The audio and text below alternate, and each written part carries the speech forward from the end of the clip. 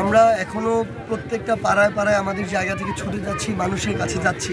আমরা মনে করি আমরা যদি মানুষের দ্বারে দ্বারে যাই, মানুষই তাদের সঠিক সিদ্ধান্তটা নিবে।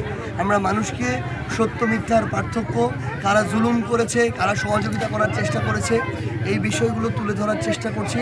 ইনশাআল্লাহ আমরা মাঠে যে গণজোয়ার দেখতে পাচ্ছি, মানুষ যদি স্বস্তিতে নিরাপদে ভোট কেন্দ্রে গিয়ে ভোটটা দিয়ে আসতে পারে এবং ফলাফল পর্যন্ত যদি প্রশাসন থেকে শুরু করে নির্বাচন কমিশন তাদের জায়গা থেকে সর্বোচ্চভাবে সচেষ্ট থেকে একটা স্বচ্ছ, সুষ্ঠু, নিরাপদ ভোট আমাদেরকে উপহার দিতে পারে, তাহলে পঞ্চগড় 1 আসনে শাপলাকলি তো বিজয়ী হবেই ইনশাআল্লাহ। আমরা মনে করি পুরো বাংলাদেশে 11 দলীয় ঐক্যবদ্ধ বাংলাদেশ এবার সরকার গঠন করবে ইনশাআল্লাহ। অন্তত 10-15-20টার মতো পথসভা করছি, উঠান বৈঠক করছি। এরপরে আমরা আমাদের জায়গা থেকে বাজারগুলোতে বিকালের পর থেকে 3 থেকে 4টা পথসভা করছি। আজকে আমাদের এমনই একটা পথসভা হবে সাতমারা ইউনিয়নের গোয়ালঝাড় বাজারে। সেই পথসভায় আমাদের জাতীয় নাগরিক পার্টি এনসিপির নির্বাচন পরিচালনা কমিটির প্রধান এবং সাবেক উপদেষ্টা, আমাদের অভ্যুত্থানের নেতৃত্ব এবং সহযোদ্ধা জনাব আসিফ মাহমুদ সজীব ভুঁইয়া আসছেন। পুরো পঞ্চগড়ের মানুষ আমরা তাকে স্বাগত জানানোর জন্য অপেক্ষা করছি।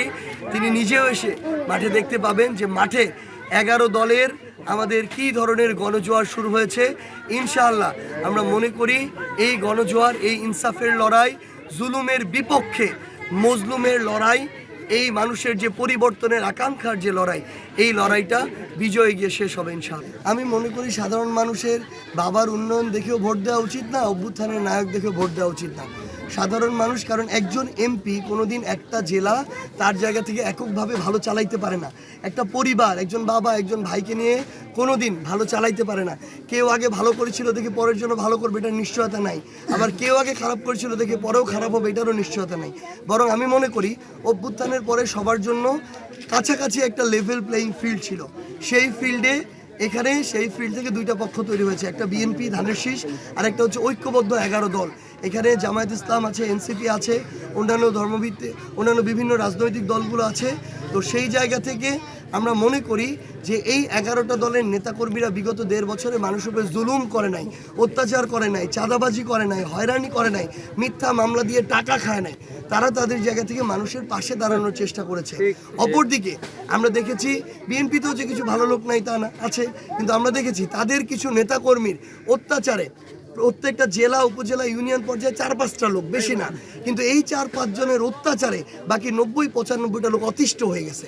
তারা এমন কিছু নাই তারা করে নাই। তো একজন প্রার্থী যদি শুধু ভালো হয়, তার পুরো সিস্টেমটা যদি এরকম করাপ্টেড হয়, মানুষের উপরে জুলুম করে, আমরা মনে করি মানুষ ওই সিস্টেমটা দেখে সিদ্ধান্ত নেবে। কারণ প্রার্থী তো সবসময় মানুষের সাথে থাকতে পারবে না। তাহলে প্রার্থী যদি তার নেতাকর্মীদেরকে নিয়ন্ত্রণ না করতে পারে, এই দায়ভার তো তারও নিতে হবে।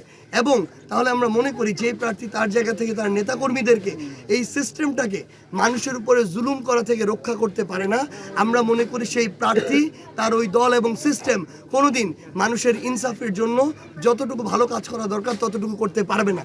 এটা বিগত 1.5 বছরের প্রমাণ হয়েছে। আমরা মনে করি মানুষ ভালোর পক্ষে থাকবে, ইনসাফের পক্ষে থাকবে, ঐক্যবদ্ধ 11 দলের পক্ষে থাকবে ইনশাআল্লাহ।